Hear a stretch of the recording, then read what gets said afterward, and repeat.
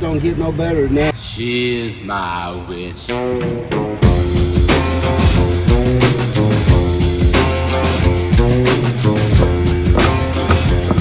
is a rib tip. Got Sonny's barbecue, and so what I did was I brought him in just, you know what, to buy lunch for the whole complex. Huffs and Danny's transmission, just a little celebration to say, you know what, we're getting through this. That comes right off the bone. Alors je respire, même si la tête ne peut plus y croire.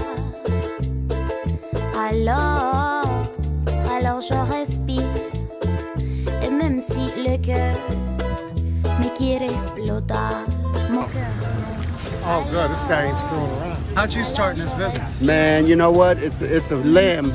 My grandpa used to feed everybody in the neighborhood, and so I took over his job. We were one of the first black families here in Arizona, and so he came out, he's a contractor. Long story short, employed everybody, fed everybody.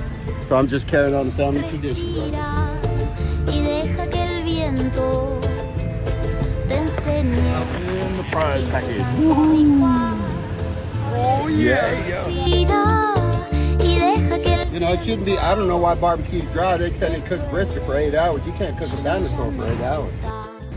6 hours on here, it comes off, I slice it up, it's juicy, it falls apart. We good. Yeah. Nunca te olvides que todo es más fácil y es bueno aprender a confiar. Se olvidar. So we got the 2011 Suburban, this platform. It's a common problem if you guys are having issues with the temp gauge actually showing overheating. Well, the engine's really not overheating. I want to show you guys what we got. As you guys can see, we're showing about 195 temperature value, and as we go to the gauge, you can see that it is about that reading. But something interesting, and you guys need to be aware of this, because part of any check should be wiring harness.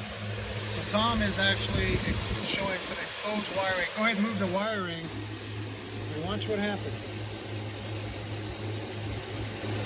It just goes to 302. That's hotter than the sun, Tom.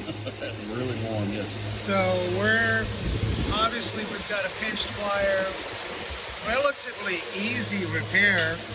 Tom, that's something we can get done. Oh, yeah, you bet. Yeah, I mean, so over time, you think somebody else was in that? Possibly. Maybe the heat.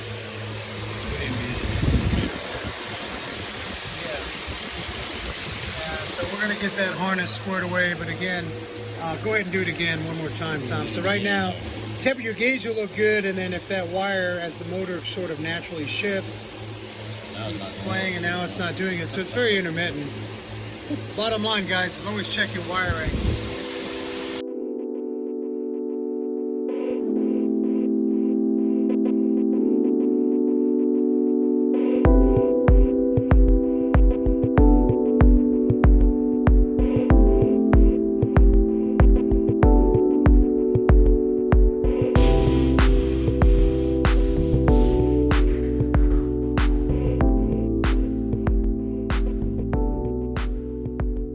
Always a good day when you can have a Rolls Royce stop by. You know, our garage doesn't see many Rolls Royces, but you know, this one we understand. And what's very common is the ride height control valves are located in the rear.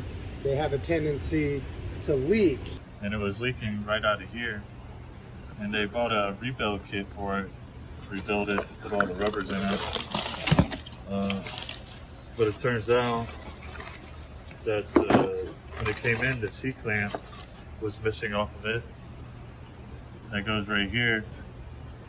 And So as it seats in there flush, there should be a C-clip or an E-clip of some sort to keep it in place. that holds it there.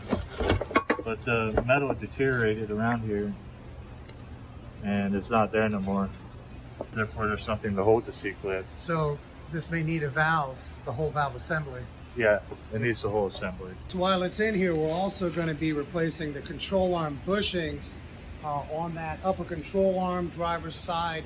What's required is a very special coil spring tool that actually keeps that coil spring in place, because if not, this thing will be bouncing around, putting a hole through the roof. So we do have this tool on order, because we normally don't keep this tool here. It's a fella out of Utah. So if you have a Rolls Royce and you need, this is a mid-70s Rolls Royce, if you need that tool, I'll have the link for that down on the bottom. And we'll show you what we're doing on the next video. Once that tool gets here, we'll show you how we remove that coil assembly, drop it safely so that we can access the control arm, put it on the bench, and rebuild those bushings.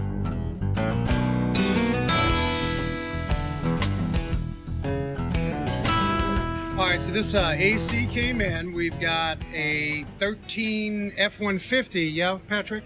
Yep. And what makes this interesting, it came in as blowing warm, and we did identify this evaporator was leaking. This expansion valve, you can see where we have some dye that was prior circulating. We had the dye circulating, and then we needed to put an evaporator in this. Yep, you can actually see through where the you can see through there that the evaporator's wet. Okay. And at this point in time, Patrick, typically we'll replace just the evaporator. Yep. And the box doesn't separate. They sell you the whole box and the evaporator together. So Ford's keeping the economy moving.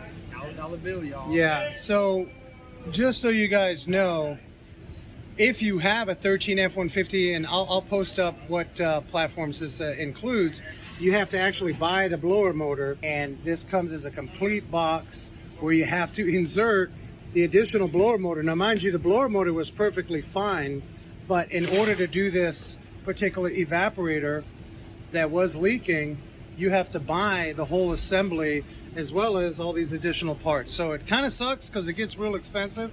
I don't know of any short fixes. We wouldn't do any short fixes. No, not at all. So yeah, and as you guys can see, this box traditionally you can separate and you can slot this evaporator out separate, slot a new one in, and off you go. But this was a little more money than need to be, in my opinion.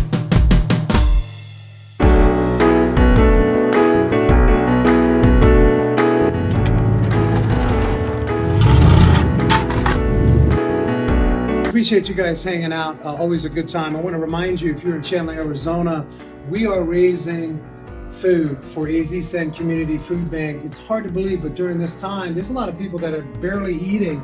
And so what we're doing here, if you're in the neighborhood, it's a complimentary oil service, no gimmicks. It's a full synthetic. You get treated like gold. All we ask is bring down 5 to 6 canned food, non-perishables, and donate for the cause. So you guys rock. Stay tuned for next video. Next week, always something interesting happening in the garage.